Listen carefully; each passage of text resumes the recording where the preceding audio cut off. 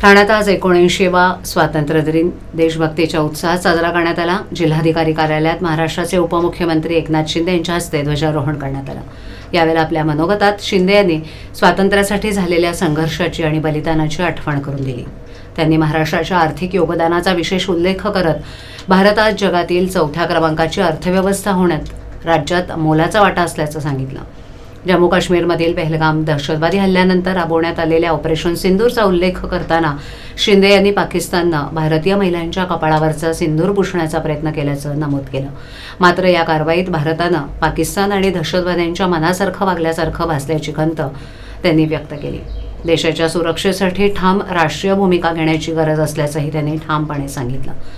स्वातंत्र्य दिनानिमित्त ठाण्यात विविध सांस्कृतिक कार्यक्रम, देशभक्तीपर गीतांवरील सादरीकरण आणि शौर्यकथा यांचं वाचन करून वातावरण देशभक्तीनं भारून गेलं होतं।